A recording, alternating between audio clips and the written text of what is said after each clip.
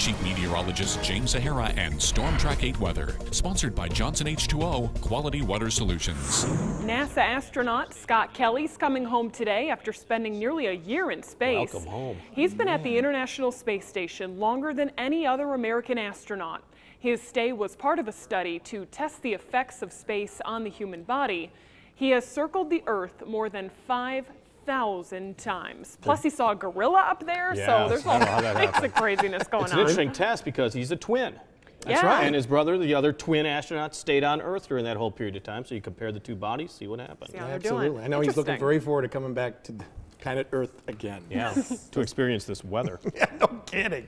The chill is back. We're back to reality. What a way to start off the brand new month. Currently, we're seeing numbers just below freezing, around the mid to upper 20s out there. But as we speak, skies are already clearing. Those brisk winds are slowly easing up.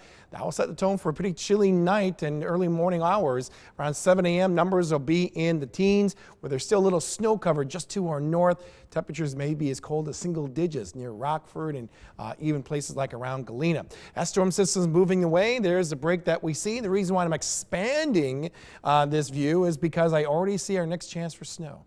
That storm system around the Pacific Northwest. Here's a track of this as we go through the next 24 hours. It'll be making its way into the Dakotas come tomorrow. By tomorrow night, it tracks off to the south and east, and it'll be just north of the two-state as we head into Wednesday night. And the track is the key as far as where that snow is potentially going to be falling.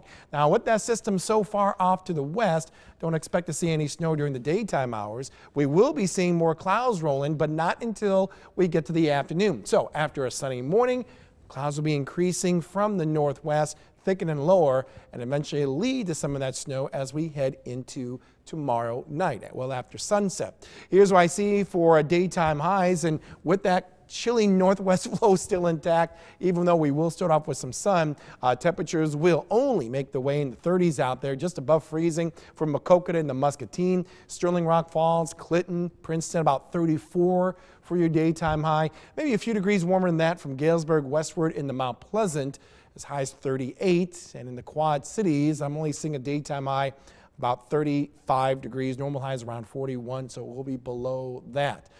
Let's go and time out that snow. Okay, I'm going to move the clock to about 3 tomorrow afternoon. That's when we start seeing those clouds thicken and lower. By the time we get to tomorrow evening, right around 8, the air is going to start saturating down to the ground. Temperatures should be cold enough that we start seeing some of those flakes begin to slowly fly around. That snow will become a little bit more steady by around midnight, but here's going to be the challenge as far as amounts are concerned. You can see the green representing some rain. Yeah, that rain-snow line is going to be pretty close, so if this track wobbles any far north or south, it's going to have a slight impact as far as how much snowfall we could see. The last of the snowflakes should be ending early on Thursday morning, leaving behind some mostly cloudy skies for the rest of that day. Now, preliminary numbers I see right now look like this. A solid 1-2 inches looks like a good bet, maybe a little bit more than that in some spots. But keep in mind, I'm pretty sure I'm going to be making some more tweaks here in the next 24 hours because the speed of it on the track makes a deal, and the amount of moisture thrown into the system is going to make an impact as well. These look pretty close, maybe about an inch or inch and a half plus or minus, I would say. More on the plus side. We'll see how that all turns out next 24 hours. But it looks pretty good for hopefully maybe our last round of snow. That would be interesting for the season. Not as brisk tonight. Much colder night. Low's going to drop down to 16, 35 for the high, as the sunshine in the morning will give way to that increase in clouds and a little bit of that snow. That should keep those temperatures in the 30s for highs for the rest of the work week. Then heading in the weekend, look at the climate temperatures that we see. Of course, big news will be early next week when we're going to be right back in those 60s for daytime highs. May even lead to a few spring thunderstorms sometime late Tuesday night going to Wednesday. We'll see how that turns out. All right, thank you, James. You bet. Well, a surveillance camera did capture the moment a woman was stuck outside a building as a tornado was passing over her. It happened last week outside a hardware store in Louisiana. Take a look in the video. You can see a woman trying to get inside for safety, but the doors were automatically shut.